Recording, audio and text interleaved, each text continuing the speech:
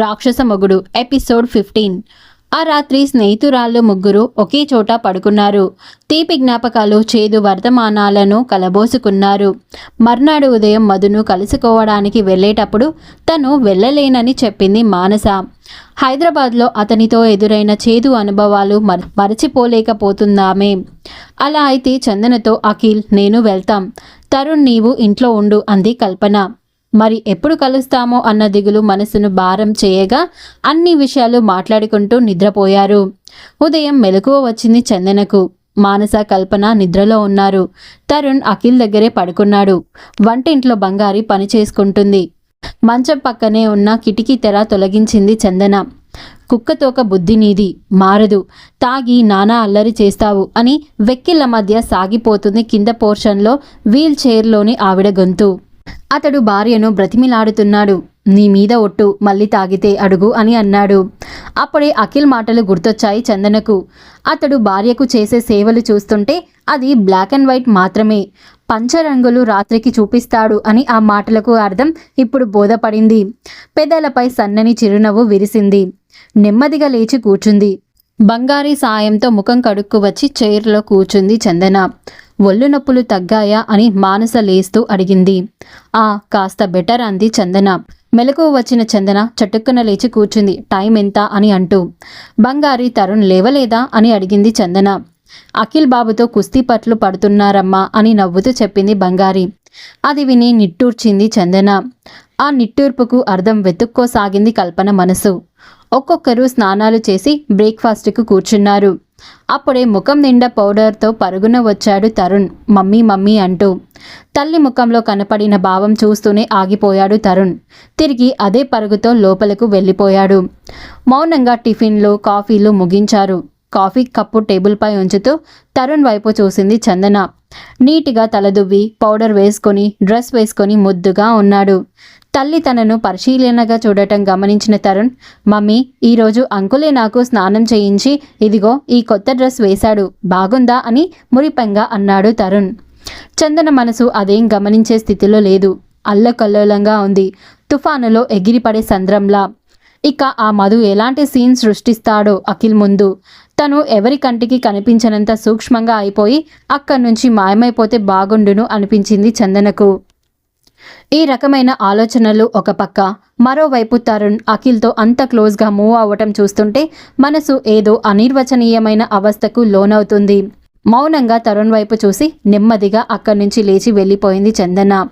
చిన్నబోయిన తరుణ్ ముఖం చూసి చందన వెళ్ళిన వైపే సాలోచనగా చూస్తూ ఉండిపోయాడు అఖిల్. కల్పన అతడి భుజంపై చేయి వేసింది. 9 అయిందిరా, పద అని అంటూ.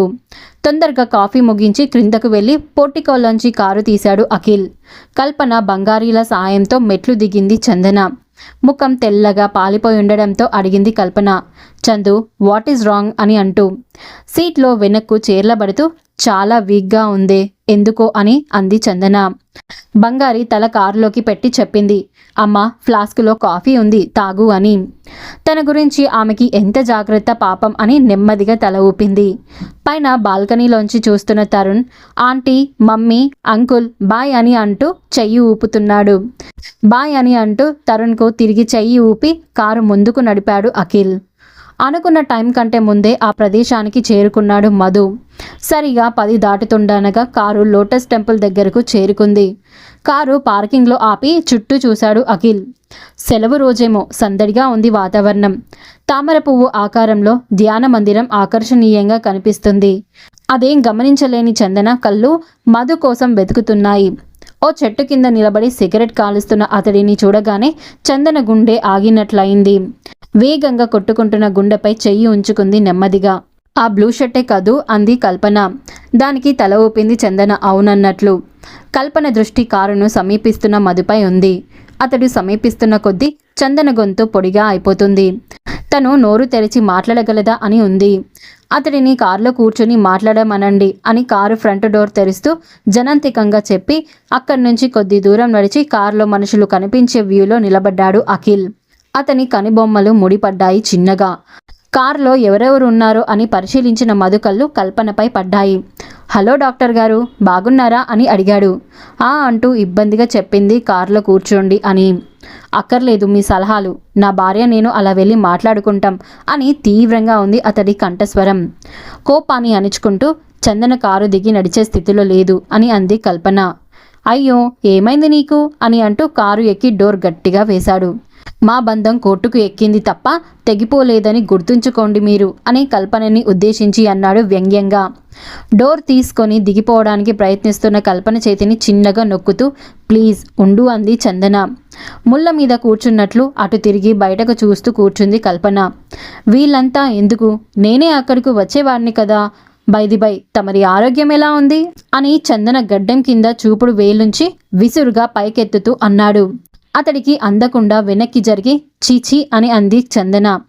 మొగుడు అంటే అంత చిరాకేంటే నీకు, వాడితో విచ్చలవిడిగా తిరగడానికి ఏ సిగ్గు చికాకు లేవేం అని అఖిల్ వైపు పళ్ళు కొరుకుతూ చూసి అన్నాడు.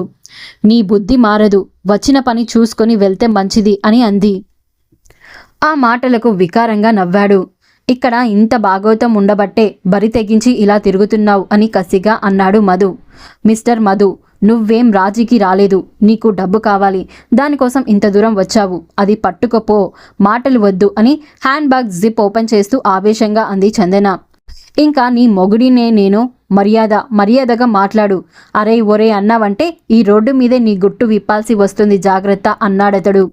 అతడి సంభాషణ వింటుంటే కడుపులో దేవింది కల్పనకు. తప్పనిసరిగా కూర్చుంది కారులో.